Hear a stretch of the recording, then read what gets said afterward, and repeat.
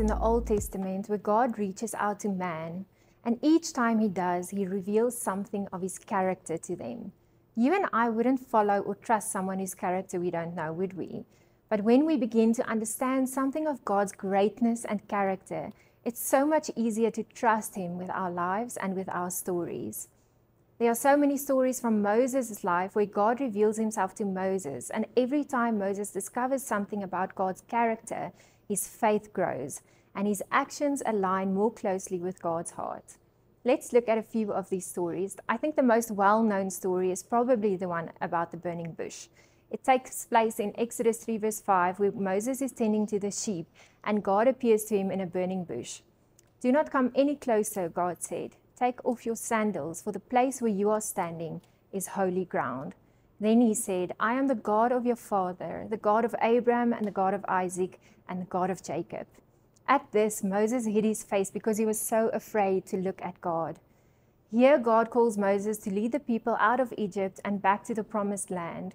And Moses is unsure whether the people will listen to him, and God encourages him by revealing to Moses who it is that is going with him. God said to Moses, "I am who I am. This is what you are to say to the Israelites. I am has sent me to you." God reveals himself as I am. I am more than any definition. I am greater than any description.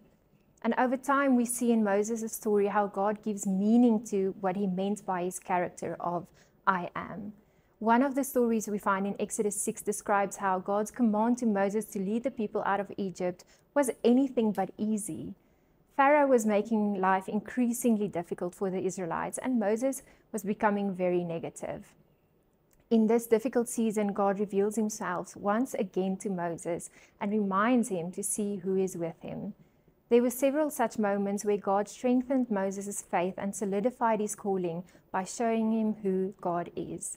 Exodus 6 verse 2 we read, "And God said to Moses, I am Yahweh, the Lord.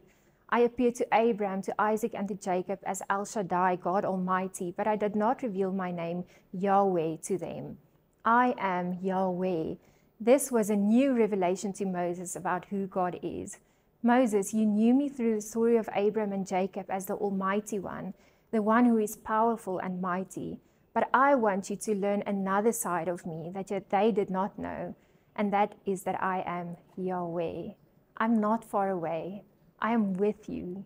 I will be with you every step of the way." God says to Moses, "Let me tell you more about who I am as Yahweh." What does that mean? "Therefore say to the people of Israel, I am the Lord. I will free you from your oppression, and I will rescue you from slavery in Egypt. I will redeem you with a powerful arm and great acts of judgment. I will claim you as my own people, and I will be your God. Then you will know that I am the Lord your God, who has freed you from your oppression in Egypt.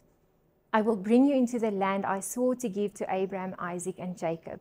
I will give it to you as your very own possession. I am the Lord. I am the Lord. I will redeem you. I will rescue you with strength and mighty acts. I will make you my people. I will be your God. I am the Lord your God." Do you hear the relational elements in this passage? I am Yahweh. I am not distant. I am near to you. Moses desired to learn more about God, and this brings him to a place where he asks God, "Show me even more elements of who you are." We find this moment in Exodus 33. Then Moses said, "Now show me your glory, God." And the Lord replied, "I will make all my goodness pass before you, and I will call out my name Yahweh before you. For I will show mercy to anyone I choose, and I will show compassion to anyone I choose." God is revealing that he is the Lord, the one who is full of mercy and compassion. Moses will experience and know God's name, the Lord, as the one who shows grace and compassion.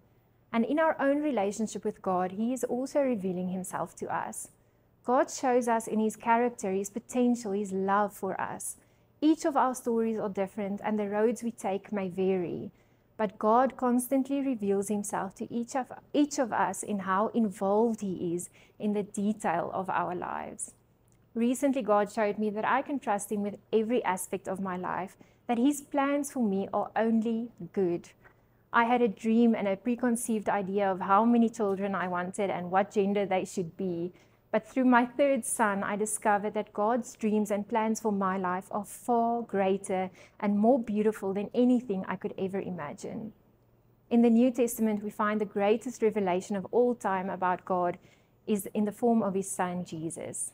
Let me take you to Hebrews 1 verse 3. The Son is the radiance of God's glory and the exact representation of his being. You see, Jesus himself came to explain God and himself practically, expressing further what God means by I am. I am the bread. Then Jesus declared, I am the bread of life. Whoever comes to me will never go hungry, and whoever believes in me will never be thirsty. He said, I am the light.